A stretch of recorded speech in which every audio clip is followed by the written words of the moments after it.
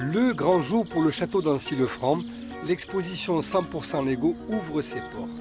Tout est encore calme, le bateau est toujours amarré, mais bientôt, les premiers visiteurs investissent la salle des gardes, des familles surtout. Très vite, des sourires sur les visages, des commentaires qui fusent et les yeux des enfants qui s'émerveillent devant les constructions. C'est bien fait. Et puis, il y a beaucoup de pièces. Il y a plein d'espèces de gens qui n'existent pas, des zombies, des fantômes et tout. Puis, il y a des maisons hantées. Étonné par la quantité de pièces et le temps qui a dû être passé pour fabriquer tout ça. Voilà. Et puis, ça, c'est vraiment atypique et étonnant. La magie et le pouvoir d'attraction des Lego.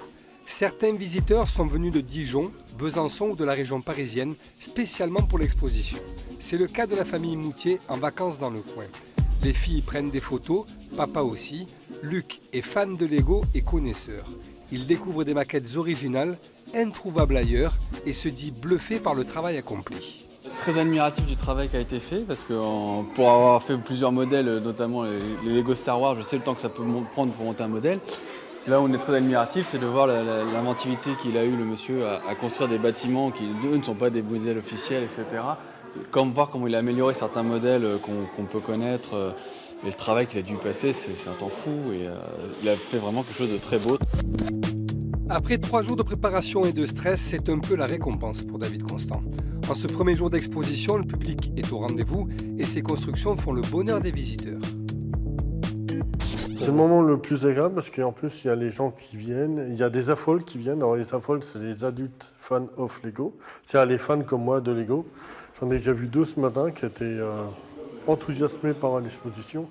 Et c'est vrai que le côté retrouver des adeptes comme moi, puis des gens particuliers qui viennent voir mes Lego, ça fait quand même quelque chose. Oui. Christina bat le rappel des troupes, c'est l'heure de l'inauguration officielle de l'exposition et du plus grand bateau Lego du monde. Le Jubilee Seaways connaît lui aussi un beau succès. Le navire questionne, impressionne et ne laisse personne indifférent. Oh, tiens. Wow. C'est bon ? Je le trouve trop beau et trop beau.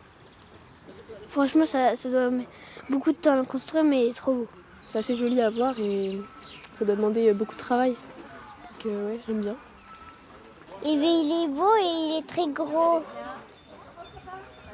Mais après, il faut arriver à tout voir, mais c'est un peu compliqué. Impressionnant. Oui. Très impressionnant. J'ai pris les enfants en photo devant et ils paraissent tout petits. Oui, donc tout petit, voilà. Très petit. Ouais, c'est dire comme il est imposant. Ce navire est la vedette de l'exposition 100% Lego. Le bateau a déjà fait le tour de l'Europe, conquis et ébahi des millions de spectateurs. L'événement a été construit autour de lui avec une ambition affichée, attirer et faire venir du monde au château d'Ancy-le-Franc. Pour faire connaître un château qui a été endormi pendant un siècle, changé beaucoup de propriétaires, il faut faire vivre le lieu pour le public local, pour les touristes aussi, mais il faut montrer que c'est un magnifique château, il est inconnu encore par beaucoup de personnes. Il y a des trésors ici exceptionnels. En plus de l'exposition 100% Lego, un peu d'histoire et de patrimoine s'offre à vous avec la visite du château d'Ancy-le-Franc, véritable voyage à travers 5 siècles d'histoire. Vous découvrirez, au cœur de la Bourgogne, un palais de la Renaissance italienne. Et si le beau temps est au rendez-vous, vous pourrez alors profiter pleinement de son magnifique parc de 50 hectares.